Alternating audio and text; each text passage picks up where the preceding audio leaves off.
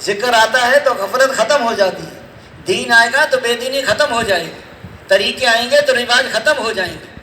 یہ تو دوستو بزرگوں بے دینی کوئی چیز نہیں کہ دین نہیں ہے۔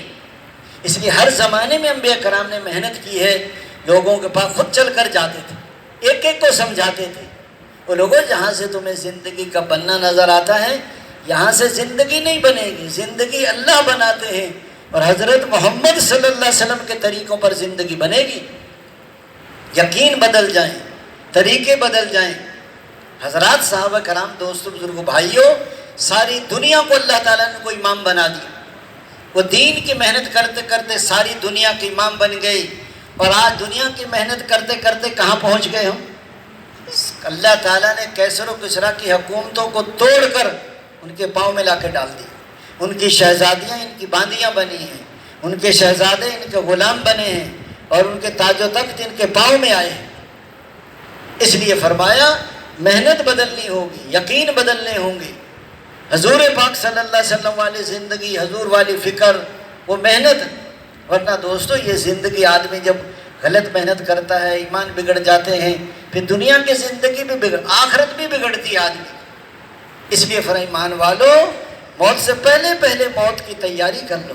جب موت کا وقت آ جاتا ہے ہرگز مہلت نہیں ملتی، پھر کہتا ہے کاش میں توبہ کر لیتا، میں زندگی بدل لیتا، کاش کہ میں فلاں کو اپنا دوست نہ بناتا کہ وہ دوستوں نے مجھے برباد کر دیا۔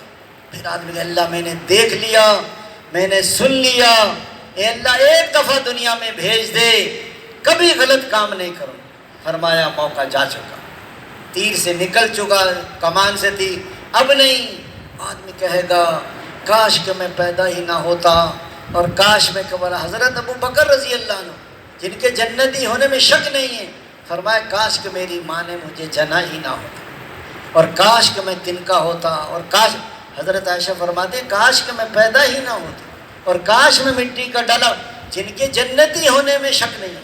حضرت عمر رضی اللہ عنہ کی برچھا لگا، ادھر زمین خون سے رنگین ہو رہی ہے، ادھر جو ہے وہ دوست بزرگوں بیٹے نے سر اٹھا کے گود میں رکھا تو غصے میں جھلا کر نیچے پھینک دیا کہ مٹی لگنے دو کہ اللہ کو رحم، اے اللہ مجھے جنت نہیں چاہیے، مجھے جہنم سے بچا لے۔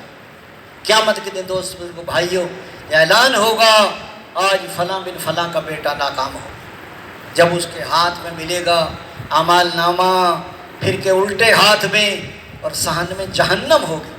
قیامت کا دن صبح صبح کا وقت ہوگا، جمعے کا دن ہوگا، 10 محرم ہوگی، دوستو ایسی سریلی آواز آئے گی کہ ہر آدمی ساکن ہو جائے گا، پھر وہ آواز تیز ہوگی، پھر لوگ تڑپ تڑپ کے مر جائیں گے، اور فرمایا کہ دوستو کلیجے پھٹ جائیں گے۔ اس لیے فرمایا پھر لوگ آواز سخت ہوگی، پھر لوگ حمل گر جائیں گے، آسمانوں سے ستارے جھڑ جائیں گے، سمندروں میں آگ لگ جائے گی، آسمانوں کو لپیٹ دیا جائے گا۔ فرمایا قیامت کا دن مالک یوم الدین، اس لیے فرمایا ایک دن 50,000 سال کا ایک دن ہوگا۔ ماں بیٹی سے بھاگے گی، باپ بیٹے سے بھاگے گا، بھائی بھائی سے بھاگے گا۔ اس لیے فرمایا آج دوستو موقع ہے، آج زندگی بدل سکتے ہیں، آج توبہ کر۔ یہ مال و متاع کی مشغولی اور اہل و عیال کی مشغولی ایسی چیزیں ہیں جو آخرت کی تیاری میں کوتاہی کا سبب بنتی ہیں۔